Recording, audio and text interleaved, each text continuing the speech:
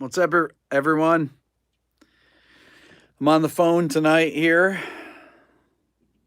Hopefully, nobody calls. I forgot to put it on silent. My friend Pat will usually call. He has a great uh, mind for when I'm on here live. Um, I am on the second channel too, right? What's up, Rick? I am in the second channel, aren't I?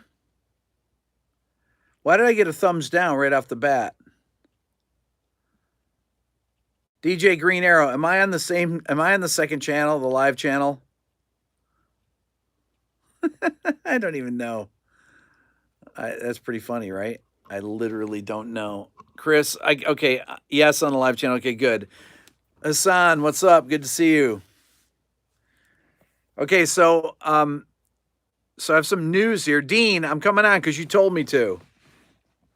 Didn't you tell me to that I needed to come on today? I thought you had a comment about that. So, my acoustic guitar video is the biggest, fastest growing video that I've ever had.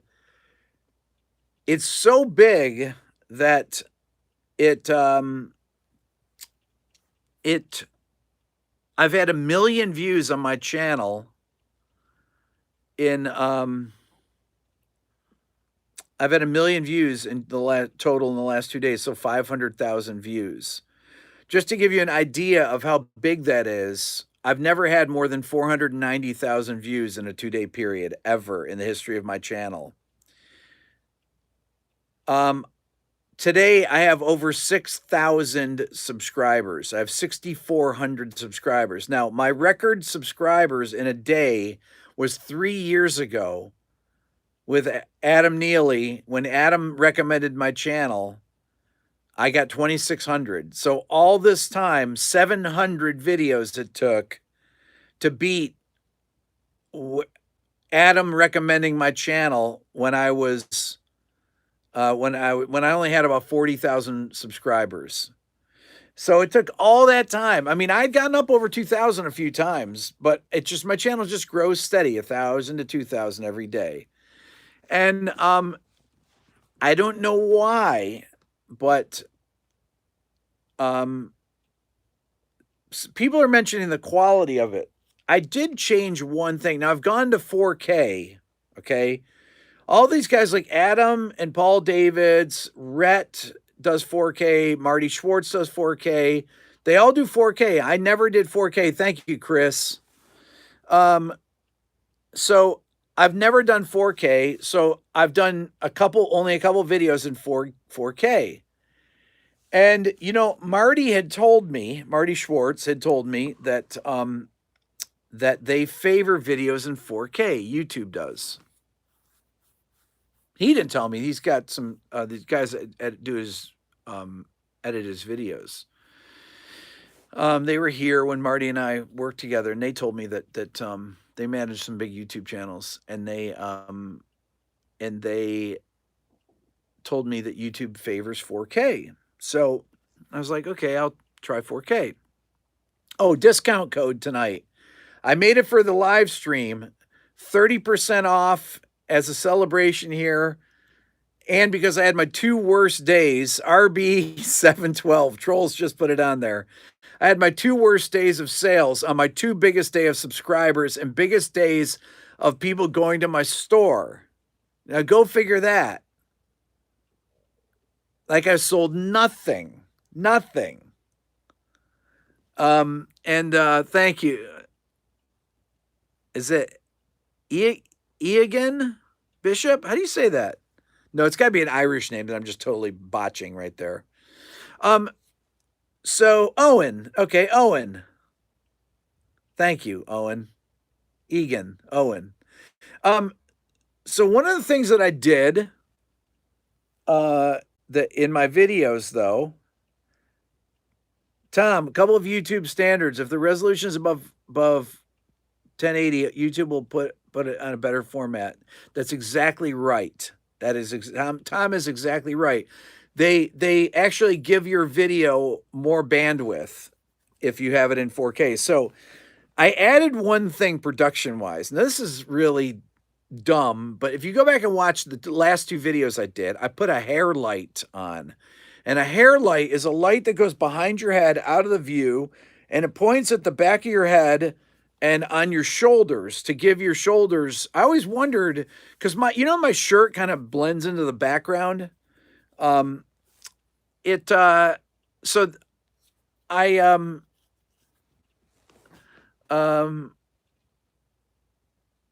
I am I had Lennon, my daughter, come back and um which one, the black shirt exactly. I had Lennon come in and hold. I said, "Hold this over my head, Lennon." So she held it over my head, and all of a sudden, my hair just lit up, and you could see definition because I was looking at my monitor, and I said, "Whoa, actually works." And I've watched it, and I watch video. I watch video tutorials on 3-point lighting. I do this stuff. A backlight in TV production, backlight. Yes, a backlight. Um, so rim lighting, exactly. So so I taped this light that I bought, this cheap light. I bought it for $9 or so at Home Depot, and I used some duct tape and taped down one of my mic stands just above, just out of the range of the camera. And I've used that in the last two videos, and I don't know. What's up, Randy? But Adam Neely texted me about an hour ago or so to say congratulations on the video, your viral video. Adam and I always joke that I never have a viral video. That's I was like, dude, viral videos. You're the king of viral videos. This is I was like, how do I ever have a viral video? And everybody's like, you'll have a viral video one time. So James, thank you very much. Appreciate that. You should do What Makes a Sun Great. Big bottom by Spinal Tap. There you go. Dean, if you have a second test question for you think you'll get correct on the first guess? Grab you some mugs. There you go. Grab some mugs and t-shirts. So yes, so the discount code here for tonight, 30% off, RB712.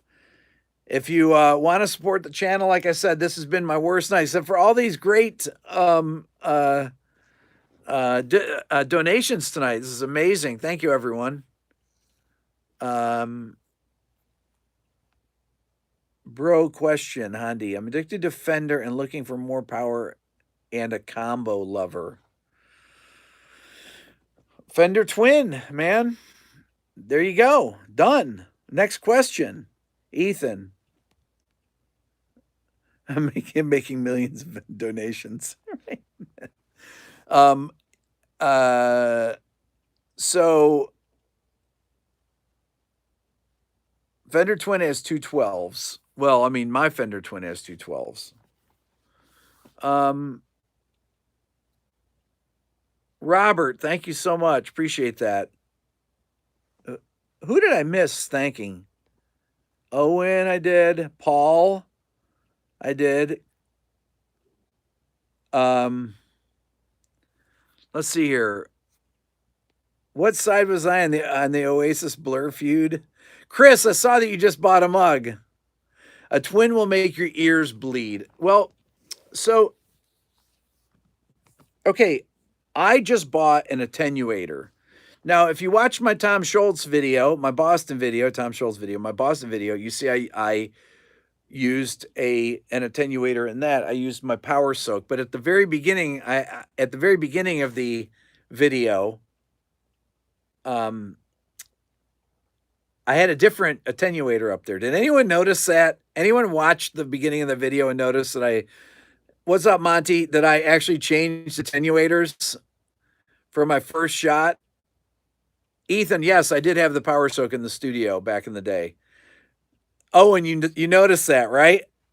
I started the video and I was like, oh, I got to change I got to put that attenuator. So yes, so the Power Soak is a huge attenuator, but this new Tone King that I bought is It's big. It's not as big in size. It's pretty much as big as the Power Soak, but my God, no lie, it weighs 30 pounds. It was it was it sounds great. Actually, Rhett just bought the 30-watt one. Mikey used to have some tiny one that was cool. Yeah, it's I think that I'm a big fan of attenuators. Big fan. Um, so you'll see them in my videos. I was just talking about the Queens of the Stone Age. Somebody asked me in the last, and I just got off for those of you that weren't there, I just got off of a Instagram live, and somebody asked me about what I think of an Ampeg V4. And I said, well, I have a V4. As a matter of fact, I used it in the Queens of the Stone Age. What makes this song great? I wouldn't use a hot plate, Brent. Don't use a hot plate. Okay, so the Ampeg V4 is a massive 100-watt head from the 70s, minus 74 or so. Hey, Jay, thank you. Appreciate that. Suggestion, Stuart Copeland, future interview. I will definitely get Stuart Copeland. You have a hot plate. Okay, I'll tell you why not a hot plate. I think hot plates accentuate the high end, and honestly, it doesn't matter. People complain about, oh, attenuators change the sound. Well, then just change the sound on the EQ. Good for grilled cheeses. You know, the whole thing about, oh, it changes the sound. Well, if it makes it a little too dark, just add some treble to it. You know, it's like any of that stuff. Is it, you know, does it turn the sound down? That's what it's supposed to do. Now, my problem with the hot plate is that I blew one up. Michael, thank you so much. Appreciate that. Why don't you thank me for the Boston video? Oh, you're very welcome. You don't want to use an attenuator, Ethan just said, that messes up the transformer. You have to have one that's rated properly and that you're using the right ohmage, for sure. So I had a hot plate, and I had a high watt custom 100, and it really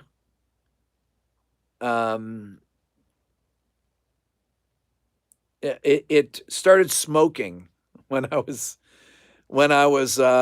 using it, and I blew it up. So I called hot plate THD. I called THD, and I said, you know, my attenuator blew up. It started smoking, and it stopped working. I said, no, I can't believe that. And I said, yeah, it did. I need to get a new one or something, or you need to give me my money back. They said, what kind of amp were you using? I said, a high watt custom 100. And the guy says, oh, okay, well, just send it in. We'll send you a new one. So I just thought that was pretty fun. Dean, if you go back to Hitch a Ride, I think you had the most fun. You think you had the most fun doing that and More Than a Feeling. I love Boston. Okay, I make no bones about it. I love Boston. I know the songs got played to death, but they're just absolutely brilliant. They don't sound. They're sonically phenomenal. They're arrangementally phenomenal. I cut out one thing in there that I really wanted to call people's attention to. This is so subtle. Can I get my guitar and tell you why? You're going to think that I'm out of my mind. Okay, I'm going to get my 12-string. Hold on. I'm going to actually get this, and I'm going to show you one thing that I left out of the video that I thought was important. Hold on.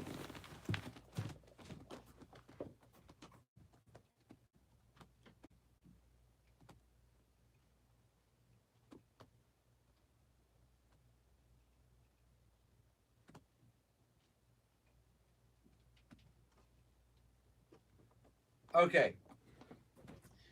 This is so picky, but I think this is unbelievably important here. Everyone grabs their guitar. So it's in the pre-chorus part that goes where the guitar lead goes da, da, da, da, da, da, da, da, just before this is the director's cut here. Da, da, da. I have to turn the light on here so it's a little brighter so you can see. So this is the director's cut. So he picks through these chords here. This is so subtle, you're gonna think I'm a weirdo, but so now what am I talking about here? So he plays A minor. He only takes the index finger off right at the very end of that. And that note ringing over is so, the attention to detail that Tom Scholz has. If I took it right off, listen. Or hold on. Hold on. Now that's very subtle. Let me do it again. When you take it off at the last second,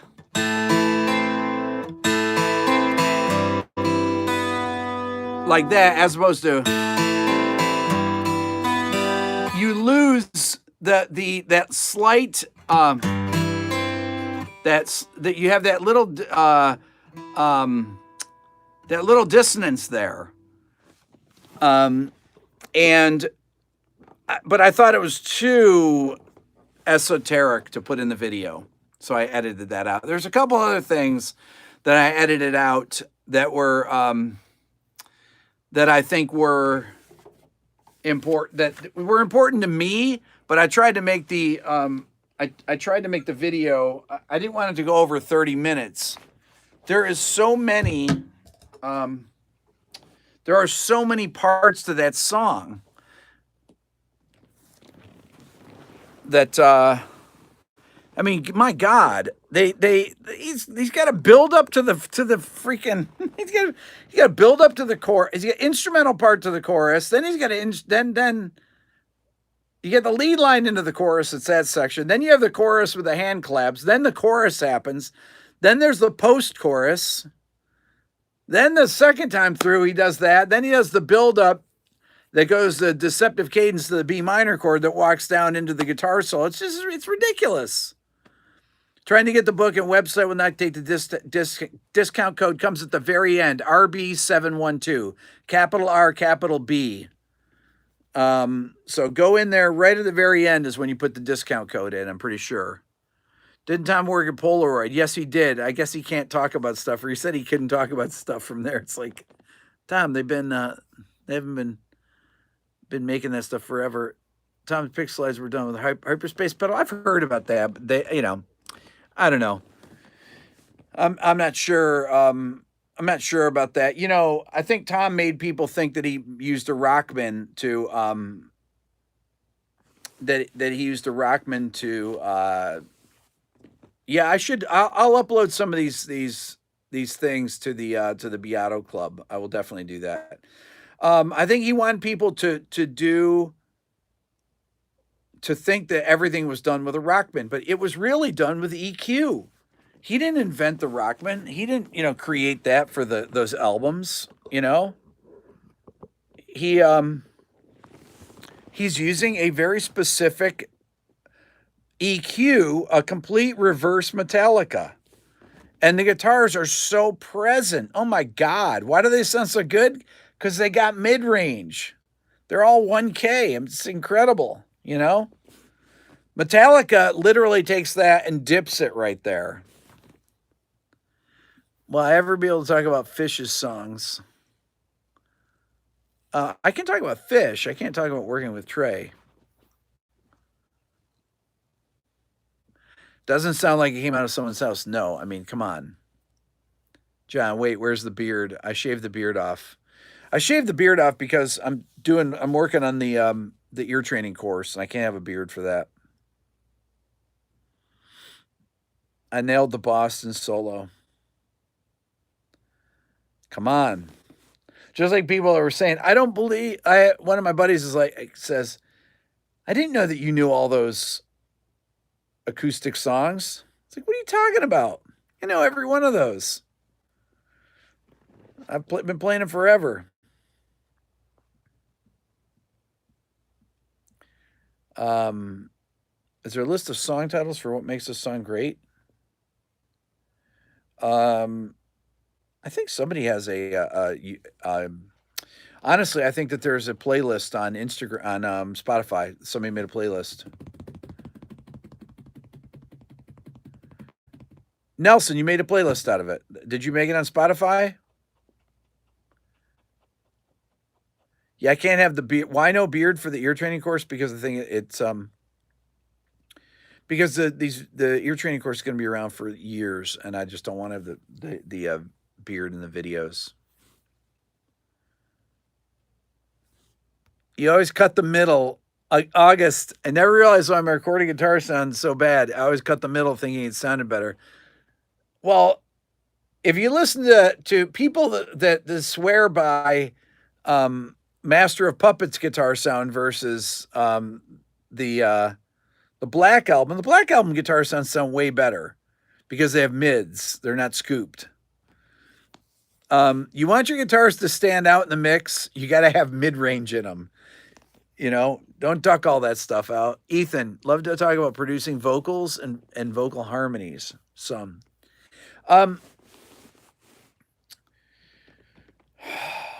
Well, producing vocals is really, really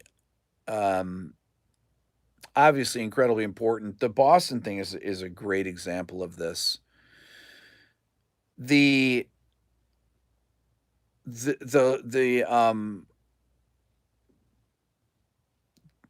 phrasing on that song in the verse melodies, everything about the vocal performance is so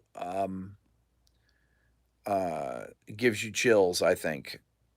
And people really need to take time to put into their phrases and really get the right, not only have the right melodies, you can have the right melodies and have bad performances. The other thing is you can have performances that are good, and then when you copy and paste them, I'll give you an example of a good vocal performance and a song you guys will hate, but Fireworks by Katy Perry. Now that has a great chorus melody. It has a great pre-chorus melody. But the chorus is copy and pasted the whole time. It's exactly the same every single chorus. How do you tell? Because it has the exact same inflections. It's note for note. It's been pasted. And if you look at the things, I've got the session. You can overlay it, and it's the same. It's one chorus. So she probably sung it 50 times. They comped a perfect one, and they just pasted it over. I love that song. I think it's a great song. The melody climbs from the verse and keeps climbing up and up and up. It's very well written. But there's one vocal performance. Now, Boston, everything is sung, you know? And I mean, it's obvious it's one vocal performance. The same and kind of cracked notes that she sings, it's the same on every chorus. How does Brad Delp? Brad Delp sings full voice up to an E, okay? I mean, my God. He sings that D and E. I mean, it's so good. That. I mean, it's like even. He sings it in falsetto, and then he goes to full voice after that. It's unreal. And some of those things I used to think were I thought used to think they were guitars. I was like, there's no way he's singing those notes. How do they make him sound like the voice? Rick, I talked about the drop D note on the bass. People didn't use drop D. People are saying, oh, how do you know it's not a 5-string? Because nobody played 5 strings in 1975. Give me a freaking break. It's ridiculous. 5-string. Who played 5 strings? I played in the 70s. Awesome, Jason. Got the book. There you go. I have the discount code for here. 30% off anything in my store. RB712. It is. You want to support the channel? If you don't own my book, today's the perfect time to buy it. I've done the 30% discount code one time. And but buy a mug, buy a t-shirt, something, support the channel. Like I said, the last 2 days have literally been my 2 worst days of sales in like this year. And Aaron was like, "What's up with your store has so many visits and no one bought anything?" I said, "That's because it's a bunch of people that like Jim Croce and they don't know that my channel is a music channel. They don't know what the Beato book is. They don't know anything. They're just hearing about it." So Joe says the Hipshot detuner. Yes, that's true, but that is definitely that is the Hipshot tuner came out in the 80s. Is that true? It came out when I mean, I know people in college that had it. People in there's a kid I went to undergrad with. His name was Chris Gordon, and he had a Hipshot tuner that dropped down to that went down to D. He would flip it and do it. And so but I think that Tom Schultz just tuned down for those notes. Um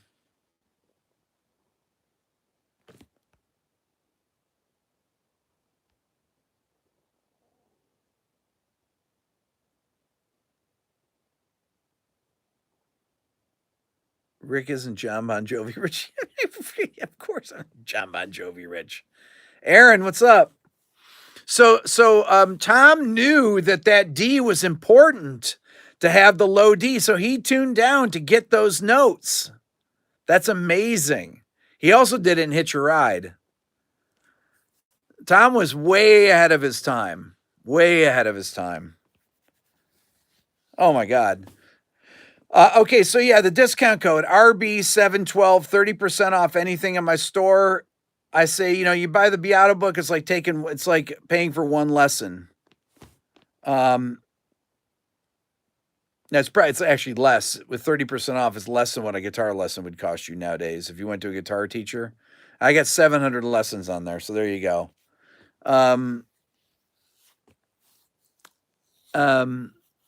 Does Tom have patents on a lot of stuff? I don't know actually what he has patents on, honestly. I mean, he's not. I know that. I know that. That Jim Dunlop is putting out the Rockman still, but it doesn't have. It's missing all the features.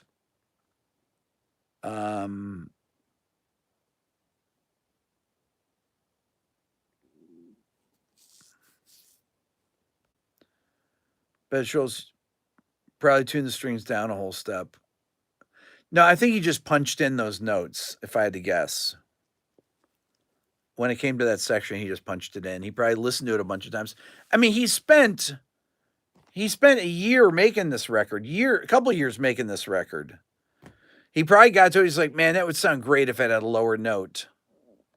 RB712 will go through tomorrow. Yeah. It'll be for the next 24 hours. So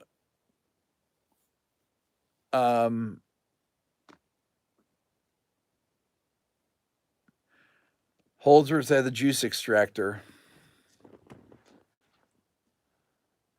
Do I know what Tom's up to now? I don't know, but I would love to have him on my channel. Brian, wait, Rick, one reason people are confused about UMG is that more masters. There are no more masters because they don't understand the recording process. I know. I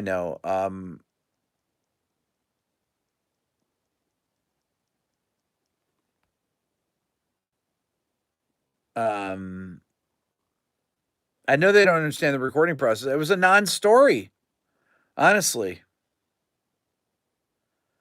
It was really a non-story. It really bummed me out.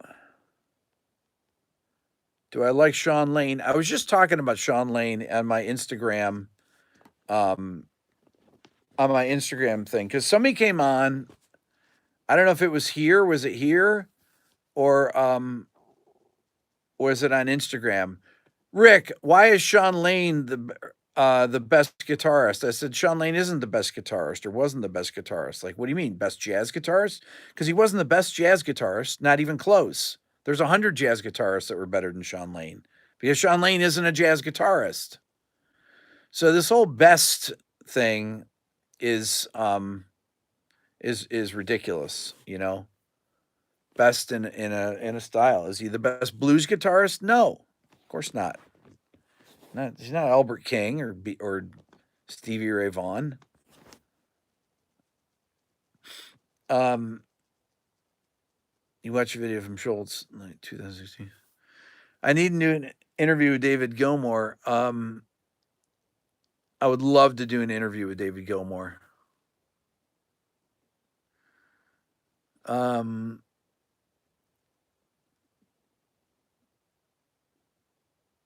Another Soundgarden. What makes a song great? Well, I've done two.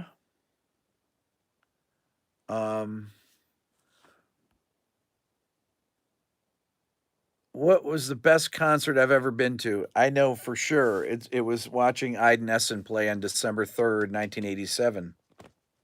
Definitely. Best concert I was ever at. No question about it. Remember the day? It was 30 years ago. It was 32 years ago. Never forget it. I got the videos to watch. Gilmour would be a tough get. Well, Geddy Lee's heading my way for a book signing. I'd really like to interview Geddy Lee. I'd like to interview Alex Lifeson. Oh my God, those guys are just such great guys. My brother played golf with Alex Lifeson last summer. He was in his group, in his foursome, and they hung out all day. And they had dinner at the club. They played Oak Hill in Rochester, which is a killer golf club. And one of my brother's friends is friends with Alex Lifeson. And Alex lives in Toronto, and he drove down to Rochester. And they played together. So my brother has this picture of them playing together, and they had dinner, and he said he was an incredibly nice guy. But Geddy Lee is an incredibly thoughtful guy. Oh man. I mean, all those guys, Jimmy Page, you listen to interviews, oh, they're just fascinating to listen to. Jimmy Page did a killer Oxford talk. Just great. Really great. He was really good as a public speaker too.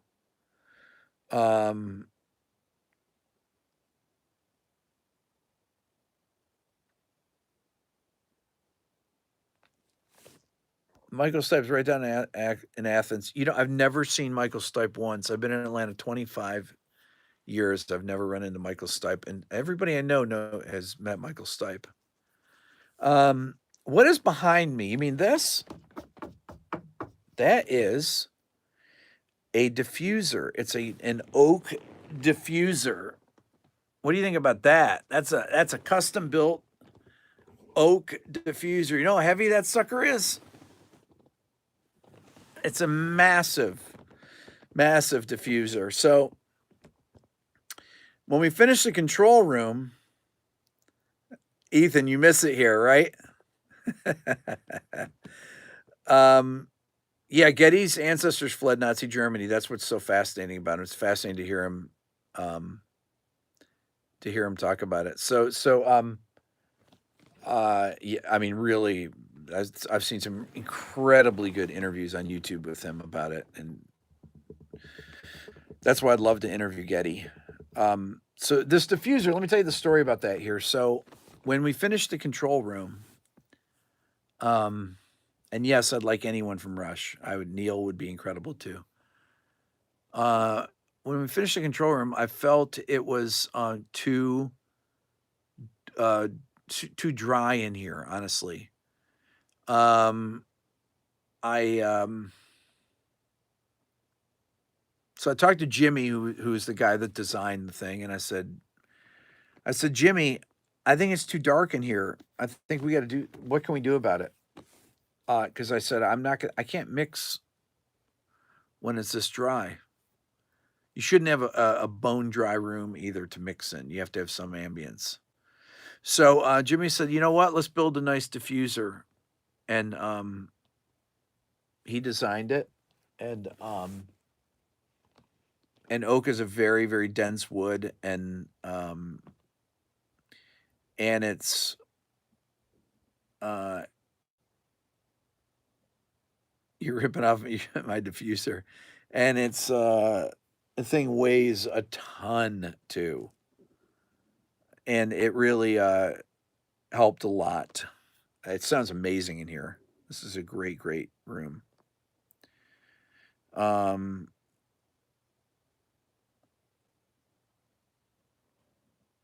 what floors do I have in the studio? Oak. I have oak floors. What was the last album I produced? Um, uh, the last thing that was in here was this TV show that we produced the vocals for. I can't remember what it was called even. It was something on YouTube Red. You guys want to see the new room? You want to see the progress on the new studio here? I'm not sure that the internet is going to work here. I'm going to do it though. Okay, so here we go. It might the internet might crap out because it's probably on a different net. I don't have good reception over once I get out of this room. I get close, but I'll flip the camera around here. Hold on.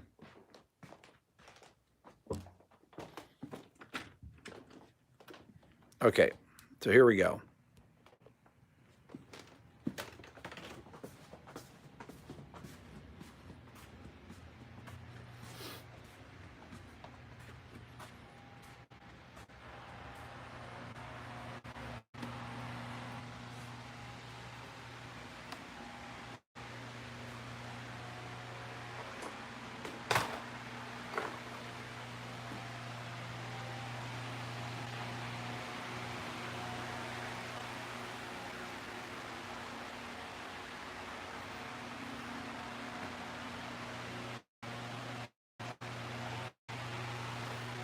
The weight room is over there. This is my editing room here that's got drums and stuff in it.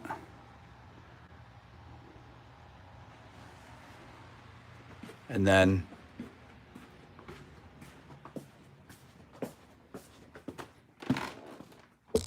it's kind of a mess in here. You guys know all this.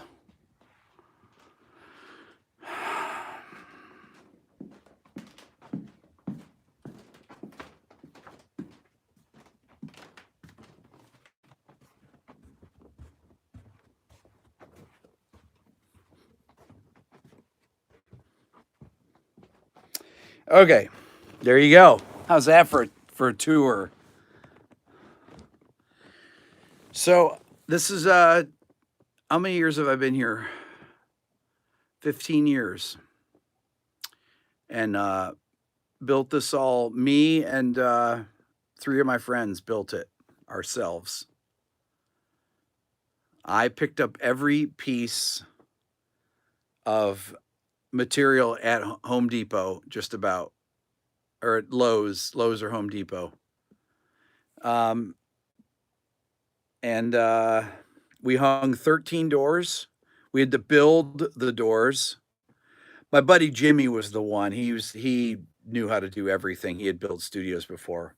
He taught us how to do everything, and he was here. And but we had to build the door frames for 13 doors. And the tolerances are amazing. This is the whole thing's about 4,000 square feet, but if you look at this door, so this is a floating. This room is a floating room here, right? This the control room. If you look here, though, you can see. So this is in between the two rooms. This is an airspace here. That's a good foot airspace. So these rooms are completely separated from each other. Okay, so you can see how big this is. So there's a door on each side, right? So there's this door, and well, there's this door. Hold on.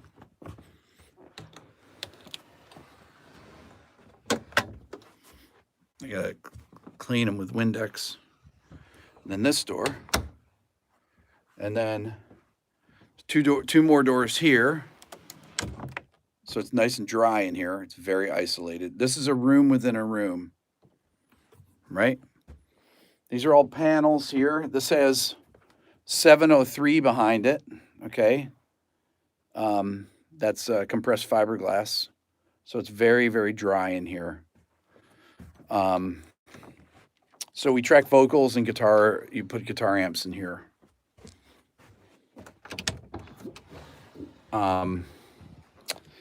But you know, I built this space when there were budgets for making records that there aren't any anymore.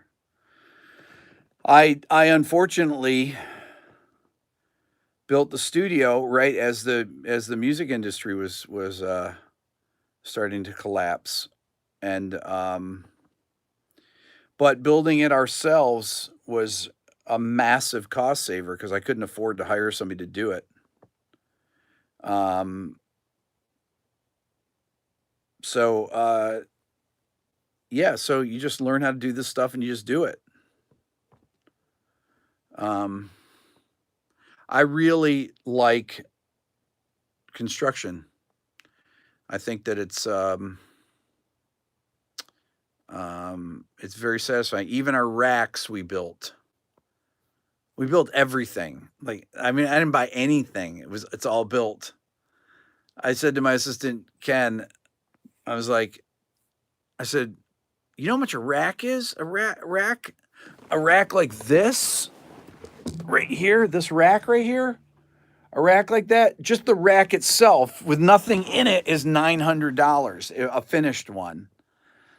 And I said, let's go to Guitar Center. Let's go measure one and we'll build it.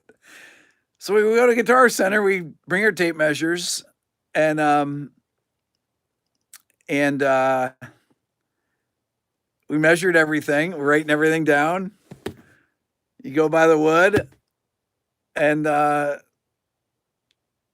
cut it, make it. It cost, you know, the wood was probably $50. I mean, at the most, it wasn't even $50.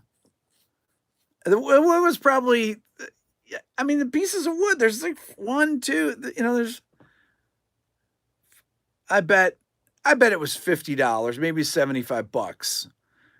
And it took like, you know, it took probably 3 hours to make, and we didn't even finish it. There was no finishing on it, and it works perfectly. Put the rack rails in, and it works. And if you were to buy a rack like that, yeah, of course it would be finished and everything, but it'd be $900. So you just build the stuff yourself. Anyways.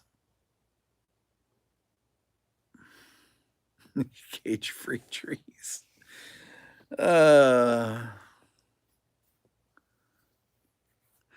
Oh, so Owen says, so 4K and YouTube promotes your videos more. Makes sense. This is an interesting thing. So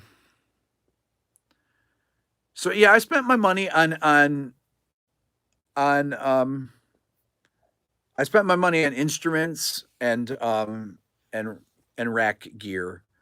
But I don't have a console or anything like that. And I've kept everything. But I mean, I've been buying instruments and guitar amps for 40 years. You know, some of the things when I bought them were, you know, a couple $100. Um,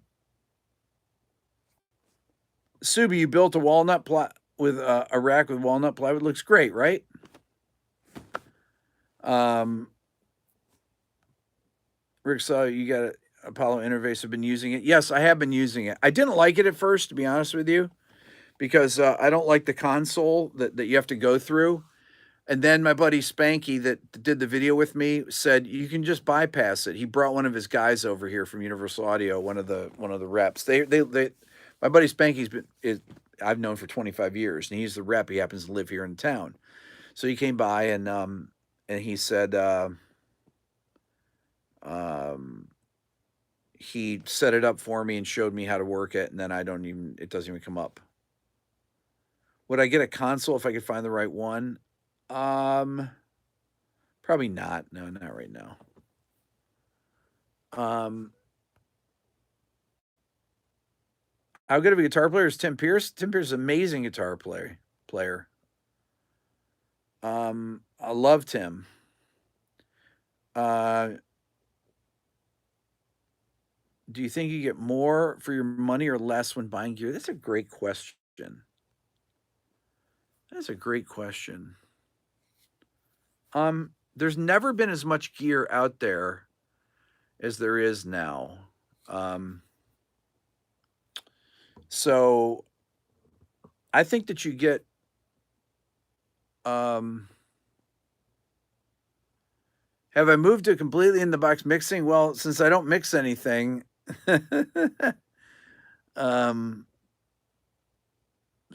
since I don't mix anything, I don't I'm would I be mixing in the box? Of course, yeah.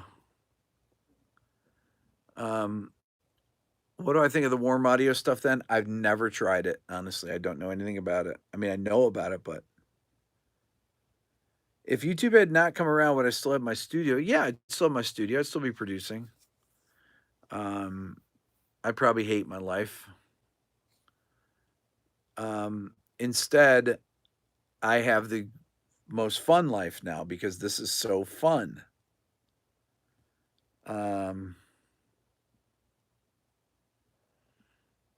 Is that true, Joe, about Brad Delp?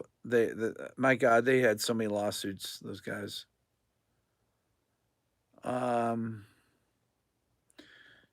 Do you buy new gear and then feel guilty for not using it as much as you thought I would? No, because I hadn't bought anything in years. No, I mean, I bought all the stuff I bought for the studio. I bought back in 2005. I had a record that I did the Shinedown record, and that's when I had money to buy. The money that I got from that record, it was a platinum record, double. The money I got from that is really what I spent all the money on gear for the studio, and that was it. I spent all the money, and that was it. I had enough money just to buy all the construction materials, do the construction, and buy the gear to make records. And some of the things I got amazing deals on, like the my 24 track 2-inch, like $1,200. 2-inch, like a $40,000-$50,000 machine. It used to be $1,200. They had the caps, the one of the rollers was or a couple of the rollers were rotted when I got it, and I knew this was an easy fix, but since they couldn't play the thing to show people that it worked, the guy told me it worked. It was a place called Lana Pro Audio. I knew that all I needed to do was just get two new things. They cost about $25. And so I bought the thing. I had to get a truck with a lift to get it to the studio here, and I brought it here and had to have 4 people lift it in. It's 438 pounds. And yes, 2-inch reel to reel. And we got it in, and then I had a guy that I knew from town here that was he was a tape certified Atari tape guy. He did Studers and Ataris. He came over. He told me what parts to get.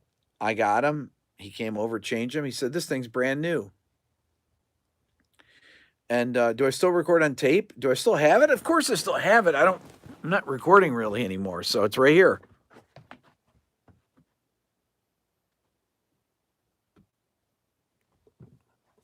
Yep. Tracked on it millions of times. I don't have a Martin guitar. How many hours were on the heads? There were like no hours on the heads when I got it. It was the guy that came in here that did the work on it said he thought that what he thought happened was a studio bought it right when they were switching to Pro Tools, and they bought it and they never used it. That's what was his thing. He said it had no hours on it. It was pretty much brand new. But because the pinch rollers were had just were rotted and you couldn't play a tape. It's 24 track. Can you still get tape for Reason Price? Absolutely, yeah. Vintage King Audio.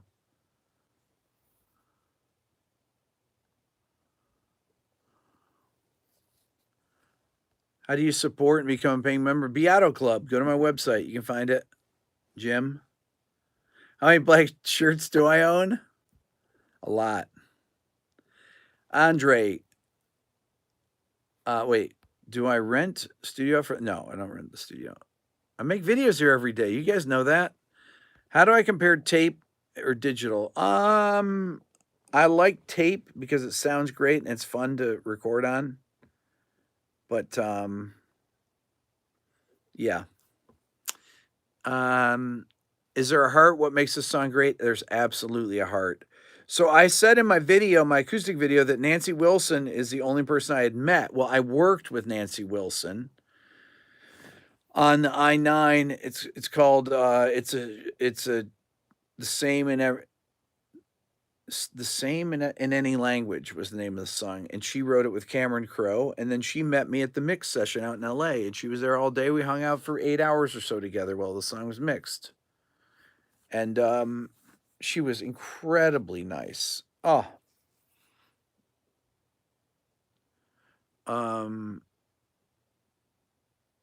Any chance of doing a Billy Joel tune? Yes. What's my favorite mode? It's like Einstein, no wasted mental thought. Exactly. I became way more happy by wearing the same color every day. So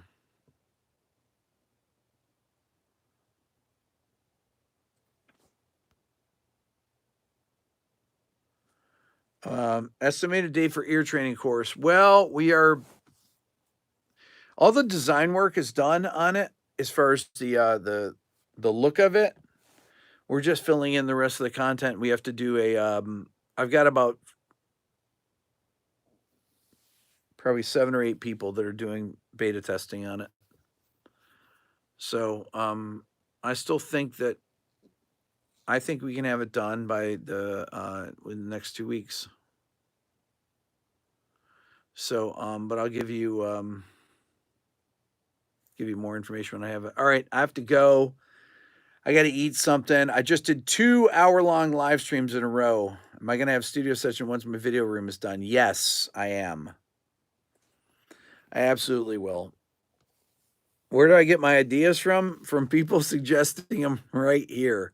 Hassan, what time is it there? My God, it must be 5 o'clock in the morning. Oh, you're up in the morning, right? Man. Yeah, I got to eat something. I'm hungry. When is my next live show? I'm not sure. Maybe tomorrow. I'm going to do a live stream in the main channel tomorrow, I think. All right, you guys are the best. Thank you. Have a great night.